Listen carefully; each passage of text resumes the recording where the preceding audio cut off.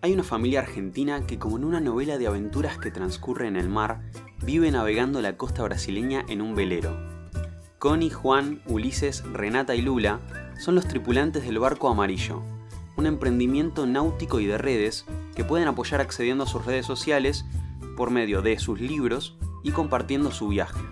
En Ancoma hablamos con Connie, Constanza Coll, que es egresada de la carrera de comunicación, además de narradora y protagonista de esta aventura. Quería preguntarles en principio, bueno, ¿cómo están ustedes actualmente en Brasil? Hace relativamente poco tiempo había visto que se vacunaron. Me interesaría saber desde su mirada el momento que está atravesando Brasil en la pandemia y cómo lo viven ustedes. Nosotros tenemos una visión de Brasil bastante particular porque es desde el agua. Entonces, eh, no sé si puedo generalizar.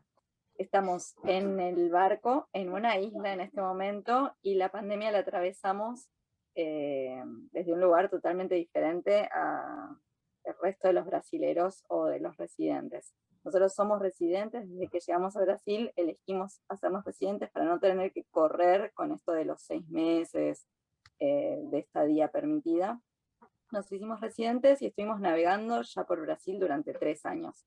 Entonces, por un lado conocemos bastante cómo es Brasil, pero lo vivimos de una manera muy diferente estando del agua. Y más acá en la isla, estamos en una isla que se llama Ilha Grande, en donde no hay autos, hay poca señal de internet, eh, y la pandemia se vivió de una manera muy diferente porque la isla durante varios meses estuvo absolutamente cerrada. Entonces, por un lado se volvió un paraíso y por el otro no teníamos mucho contacto con el exterior. Así todo, el primer día que abrió la isla fue un fin de semana largo, no hubo ningún tipo de control en el acceso a la isla, se llenó de turistas de Sao Paulo y de Río de Janeiro, y ahí nos contagiamos el virus, toda la familia.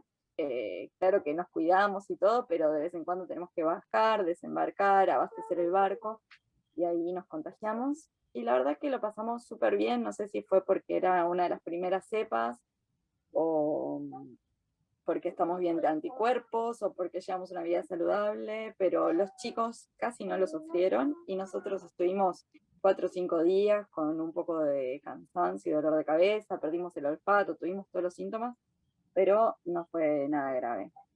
Sobre cómo lo estamos viviendo, ahora pudimos darnos las vacunas. En la isla se hizo un experimento que fue vacunar a todos en una vacunación masiva con la vacuna Janssen, la de Johnson.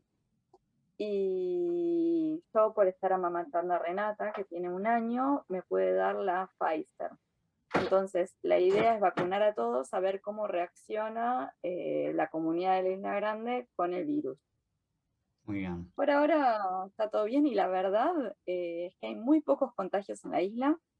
Yo creo que ya todos pasamos por el virus, la comunidad es muy pequeña, entonces creo que ya pasamos todos por el virus y no volvimos a saber de más casos. Hubo 3 muertes, creo, en la isla, pero de personas muy mayores, y ¿Cuánta gente vive más o menos en la isla? 6.000 personas, Bien. ¿Y hace cuánto tiempo están según el ahí, último están censo. haciendo base ahí en Ilha Grande? ¿Hace cuánto tiempo? Y nació Renata en Río de Janeiro y de ahí nos vinimos para acá, y si bien nos movemos y navegamos, estamos como haciendo base en la isla, porque es un lugar súper saludable para los chicos crecer y súper ameno para estar en barco y Mm. para pasar la pandemia, así que la idea es pasar la pandemia acá y después ver para dónde seguimos. Tenemos la idea de seguir navegando hacia el Caribe, así que vamos a ver si todo sale bien, seguiremos por allá. Bien, después quería ir un poco a la historia de cómo emprendieron este viaje. Sé que tuvieron experiencias náuticas previas antes de decidir ir para Brasil, pero quería consultarte a vos principalmente cuál fue el momento, el punto exacto donde tomaron la decisión de, bueno, vamos a dejar nuestro departamento, vamos a dejar nuestro trabajo para emprender esta aventura. Exactamente como decís, no fue de un día para el otro, de hecho fueron varios años. Primero Juan empezó a hacer un curso de vela, nosotros no teníamos nada que ver con la náutica, hizo un curso de vela ahí en Núñez, se copó, yo lo vi tan copado que me copé atrás de él se copó tanto que empezó a dar clases de vela y de repente ya no había otro plan superador al de salir a navegar, ¿no? Como antes era, bueno, vamos al shopping o vamos a navegar o vamos a no sé dónde. No, ahora era todo el tiempo ir a navegar. Y nuestras vacaciones empezaron a ser en barco también. Yo como periodista, en su momento trabajaba para Lonely Planet, una revista de viajes, empecé a hacer trocas, así canjes de barcos que me prestaban por notas en revistas, trabajaba en Lonely Planet, en La Nación, en algunos medios, y me daban barcos. Entonces empezamos a navegar en Croacia, en el Caribe, en Nueva Zelanda, y cada vez que teníamos que devolver el barco era una lágrima, como fuimos descubriendo que había una vida posible ahí, y no era una vida cara, era una vida linda y barata, una vida a la que podíamos acceder. Ahí compramos nuestro barco, después de mucho esfuerzo y con el retiro voluntario de una empresa en la que trabajaba yo, en el Grupo 23. En cuanto se empezó a pudrir la cosa, ofrecieron retiros voluntarios, lo acepté y con esa plata compramos el barco amarillo. Y después de un año de prepararlo, Juan hizo una gran navegación de Buenos Aires a Florianópolis. Ahí yo no pude ir, estaba con Ulises que tenía solo un año, y decidimos que fuera él, fue él con exalumnos, y cuando llegó a Florianópolis no quiso volver más, volvió para buscarnos y nos dijo, este es el momento que estábamos esperando, el viaje que venimos soñando hace mucho tiempo, vamos a hacerlo ahora. Y ahí me puse súper conservadora, no quería saber nada, me dio miedo tener un bebé chiquito en un barco, sin prepagas, sin trabajos. Pero bueno, Juan ahí se puso firme y hoy se lo agradezco porque no, me dijo, este es el momento, confía en mí, vamos. Y nada, decidimos ir, salimos. Y la verdad es que, nada, hoy, viendo en retrospectiva, no había un plan mejor, para nada. De hecho, este primer plan nos abrió las puertas de un montón de opciones para la vida. Hasta ese momento era estudiar, trabajar, progresar, tener un auto cada vez mejor, tener un departamento cada vez más grande, ganar más plata. Y ahora es, bueno, a ver, ¿qué vamos a hacer el año que viene? ¿Vamos a navegar por el Caribe o nos vamos al Mediterráneo o nos quedamos en la isla, construimos algo en la montaña? Como que se abrieron un montón de posibilidades, eh, gracias a que nosotros nos habilitamos esas posibilidades y también porque conocimos muchas personas en el camino que están haciendo cosas que nos parecen interesantes. Y ni hablar de a nivel profesional, que seguro que me vas a preguntar, como comunicadora social, cómo aproveché este proyecto. Sí, claro, bueno, ya que estamos te paso esa pregunta. En lo personal, como comunicadora social, ¿cómo sentís que te influyó lo que te haya dejado la carrera? Bueno, tanto en lo personal de tu vida como en lo profesional, como periodista de viajes y luego, bueno, a lo que se están dedicando ahora y también en la vida en el barco, si sentís que te ayudó en algo en particular ser comunicadora o cómo te influyó. Bueno, yo elegí la carrera eh, porque me pareció la carrera más amplia para desarrollarme en la mayor diversidad de cosas. Siempre me gustó conocer personas, hablar con personas. Si bien siempre me dediqué a la gráfica porque me da un poco de vergüenza o no me acostumbré a hablar en público. Ahora estoy como más suelta, pero cuando era más chica me costaba más. Elegí esa carrera justamente porque había un montón de cosas para hacer, trabajar en empresa, trabajar en el Estado, trabajar por mi cuenta, trabajar en radio, tele, gráfica, es como muchas opciones. Y cuando nos fuimos al barco, me recostó porque dejé, si bien ya había dejado la empresa donde trabajaba en la editorial, sí había ganado como un montón de revistas, diarios en los que yo trabajaba de manera freelance y trabajaba también en prensa. Pero bueno, en ese momento decidimos soltar todo y salir libres, ¿no? De Buenos Aires, sin ninguna atadura. Y en la medida en que empezó el viaje, me dediqué mucho a las redes sociales del Barco Amarillo y hice, si bien Juan es como la pata náutica del proyecto, yo vendría a ser la pata de comunicación del proyecto, y me apropié del barco amarillo y le metí mucha energía al Instagram, y a través del Instagram hicimos muchas cosas. Una de las más importantes fue poder conseguir personas que financien nuestro viaje.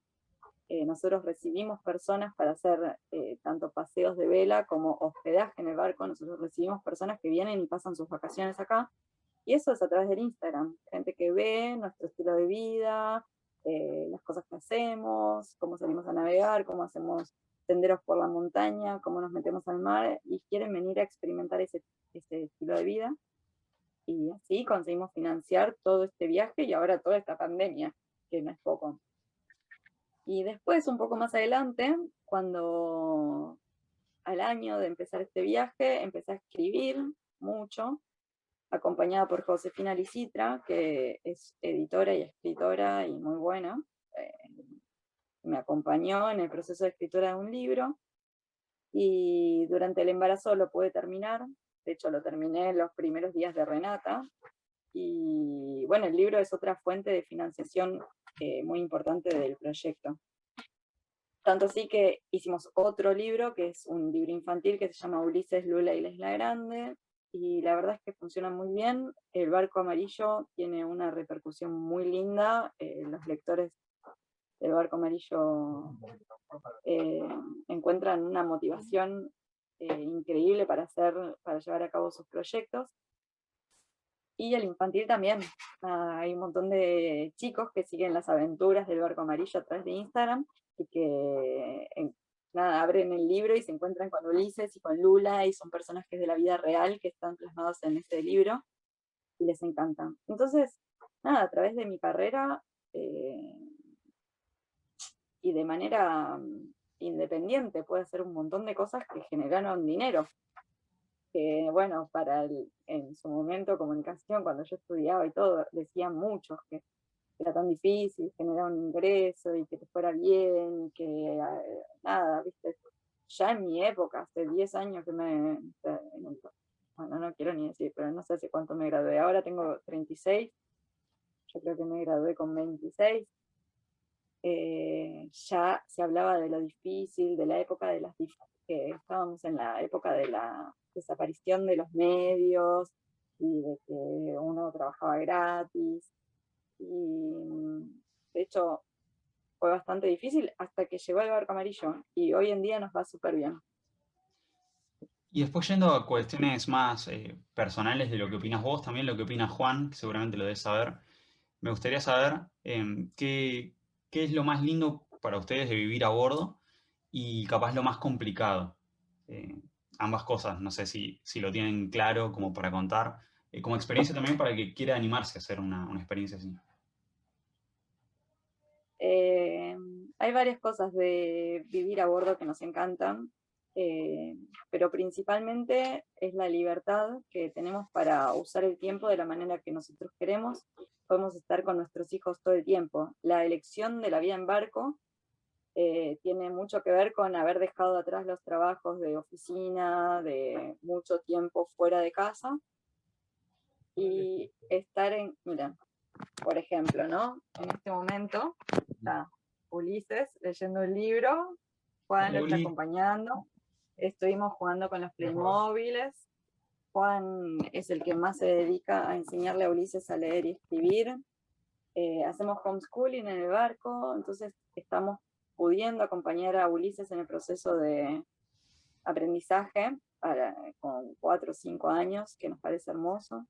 Podemos estar con Renata todo el tiempo, que es acompañarla en el crecimiento y verla crecer día a día, y a la vez motivarlos con un montón de cosas. No es lo mismo para nosotros, ¿no? Llevarlos a un jardín, dejarlos ahí y volver a buscarlos después de muchísimas horas, que estar con ellos y ofrecerles opciones. Ayer fuimos a una huerta comunitaria en la isla y estuvimos aprendiendo a remover la tierra y a regar y a cosechar y a limpiar las malezas, y antes de eso estuvimos navegando y enseñándole a Ulises cómo es navegar a vela, y también acompañándolos también en las amistades, ¿no? Tenemos varios amigos de los chicos, muchos dicen, ay, los chicos están encerrados en el barco todo el día, no tienen amiguitos, y nada que ver, tienen un montón de amigos de la isla y de diferentes lugares que hablan distintos idiomas. Entonces, por ejemplo, Ulises, su mejor amigo, es brasilero y Uli ya habla muy bien en portugués y entiende todo. Entonces, nada, creo que ganamos por todos lados. Y sobrevivir en barco en sí, como casa, el barco es un vehículo también, entonces no solo es re lindo estar flotando y estar en contacto con la naturaleza y sentir mucho los elementos. Ayer hubo una tormenta terrible con mucho viento y el barco se sacudía y eso te hace estar en contacto muy directo con el mar y el viento y el sol y todo lo que sucede alrededor del barco, sino que también es un vehículo, entonces cuando queremos levantamos el ancla y nos vamos a pasear y podemos cambiar de vecindario y cambiar de gente y cambiar de país si queremos. Después habéis Y lo más mencionado... feo, ¿Cómo? perdón, lo más feo de vivir en Sí, barco,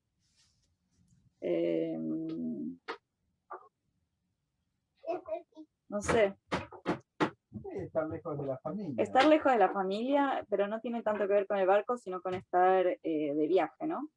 El estar de viaje es lo más difícil, y más en pandemia, porque hasta la pandemia recibíamos un montón de visitas, nosotros podíamos viajar, pero ahora nos está costando mucho estar lejos de los abuelos de los chicos, los tíos, primos, amigos.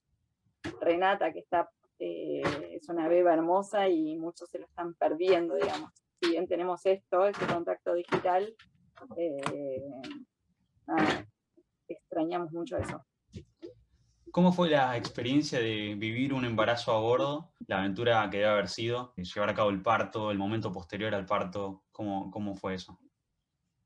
Mira, nosotros cuando salimos de Buenos Aires, una de las cosas que a mí más me costaban, además de la prepaga, el trabajo, es que yo quería tener un segundo hijo. Y le decía a Juan, pará, aguantemos un par de años más, tenemos otro hijo, y después salimos. Y Juan me dijo, vos estás loca, pensás que es más fácil salir con 2 hijos que con uno. Ahí el barco va a ser más chico porque una cosa es una familia de 3, otra es una familia de 4, vamos a necesitar más recursos, es como cada vez más complicado. Entonces salimos y dijimos, bueno, que sea lo que sea, si no podemos tenerlo en viaje, volveremos y tendremos el hijo en otro momento. Y cuando estuvimos acá, estábamos ya a la altura de Bahía, cerca de Morro de Sao Paulo, y nada, ahí era como obvio que podíamos tener otro hijo en el barco, como esta es nuestra casa, este es el lugar perfecto.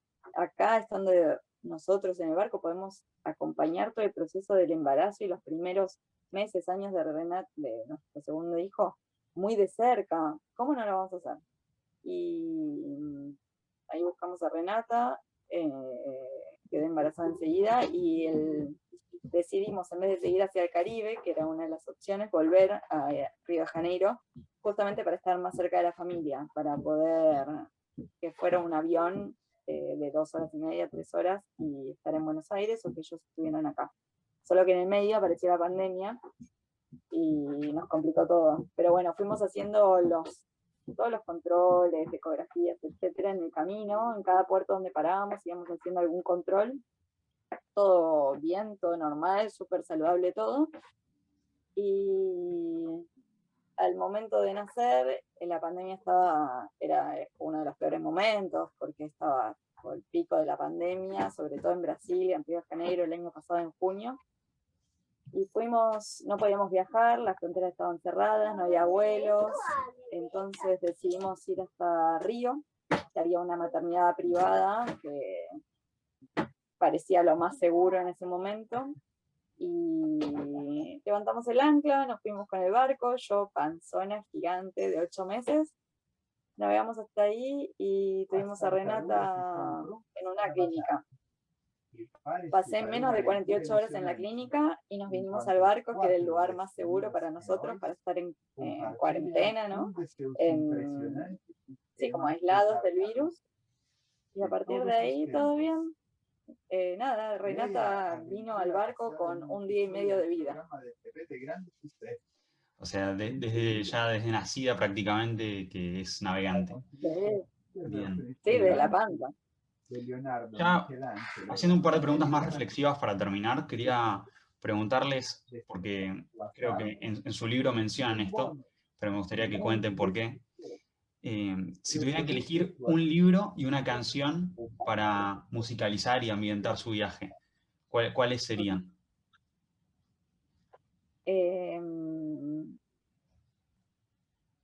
Nos gusta mucho y nos inspiraba mucho al viaje una canción que se llama Nos a Casa. Es una canción de Arnaldo Antunes y habla de una casa donde no hay timbre para entrar, una casa donde pasa un río por el medio, donde el techo es el cielo y el lecho es el mar. Es como que cada vez que escuchábamos esa canción era, sí, tenemos que hacer eso, este es el camino, vamos a, no dijimos que esto se nos pase, ¿no? Aprovechemos la oportunidad que tenemos para hacerlo.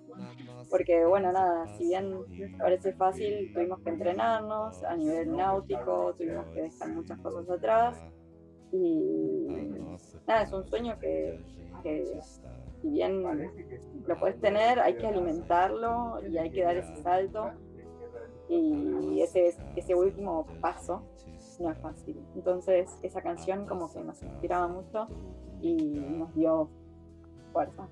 Un libro, Juan, un libro que ambiente nuestro viaje. Nos gusta mucho un libro que se llama A donde nos lleve el viento, A donde me lleve el viento, que es de un uruguayo que aprendió a navegar en el camino y dio la vuelta al mundo más larga que yo vi o que conocí en creo que 18 años. De Eduardo Restuch de la Mancha, un uruguayo divino que pudimos conocer en una navegación a Montevideo. Así que por ahí. Sería por ahí. Y creo que ya como para ir cerrando, quería preguntarles sobre su relación personal con el mar. ¿Qué les representa el mar después de tenerlo tan cerca? ¿Qué les remite? ¿Qué significa para ustedes? Nosotros pensamos algo con respecto al mar. Hay mucha gente, o capaz que el imaginario colectivo del mar es desde la orilla, ¿no? Como desde la playa mirar el mar, o como una frontera entre países. Bueno, hasta este mar va el país y después empieza otro país, como un límite, ¿no? Muchas personas ven el mar como un límite. Se meten hasta la orillita, nadan unos metros, vuelven, salen a explorar el mar con un kayak y vuelven. Como que el lugar seguro es la tierra y el lugar inseguro es el mar. Y hay mucho esto de la mala prensa que tiene el mar, que es la tormenta, el accidente, el barco hundido, el Titanic, como que los barcos se hunden. Y nada más lejos que eso, o sea, desde que empezamos a navegar escuchamos muy pocos accidentes y te diría 2 o 3 de personas que mueren, cuando por otro lado escuchamos miles de accidentes en auto, moto, gente que se muere hasta en avión. Como que para nosotros es muy por el contrario, el mar es un lugar seguro, sano, agradable para estar y que conecta. El mar conecta al revés, o sea, se puede llegar a todo el mundo a través del mar, ¿no? En cambio, por tierra no llegas a cualquier lugar del mundo, tenés que tomarte un avión, tomarte un barco, ¿se entiende? Sí, se entiende. Y bueno, ahora se me ocurre como última pregunta también preguntarles, me dijiste que querían ir al Caribe en un futuro, no sé si mediano o largo plazo, pero ¿cuáles son sus proyectos, al menos en el corto plazo, a partir de ahora, algo que tengan ganas de hacer y de próximo? Sí. Por un lado, queremos aprovechar el barco amarillo como marca para volver a entrenar un poco y navegar otros mares antes de dar otro salto, ¿no? Como prepararnos para dar otro salto. Esto puede significar pedir un barco de prestado en algunos lugares donde estamos pensando pasar un tiempo, como Grecia es una opción y el Caribe es otra opción, entonces hacer como unos viajes exploratorios. Y aprovechar la posibilidad de canje, ¿no? De vivir esa experiencia 2, 3 meses sin poner en riesgo, no sé, nuestra vida acá, que está buenísima, la posibilidad de generar ingresos a través de los huéspedes que recibimos acá en Río de Janeiro. Por un lado está eso, y los proyectos que se pueden desplegar de eso, ¿no? Como, bueno, vamos a Grecia y descubrimos que está buenísimo, listo, no hay nada que pensar, nos vamos a navegar a Grecia. Y por otro lado, que esto todavía no lo contamos en Instagram, estamos con un proyecto nuevo que es en tierra. Si bien no queremos vivir en tierra por ahora, vamos a construir una casa en la isla. Tenemos como este sueño de construir una casa con nuestras manos o con nuestro proyecto. El papá de Juan es arquitecto y queremos una vez en la vida construir una casa. Entonces estamos con ese proyecto que lo vamos a aprovechar para hacer durante la pandemia. Este tiempo que está muerto, estamos presentando los planos, armando todo para desplegar ese proyecto y con eso también generar otro ingreso, ¿no? La isla es muy turística, entonces poder ponerlos en alquiler, por Airbnb o como sea, para generar otro ingreso y poder navegar en Europa sin que los euros sean muy caros, ¿no?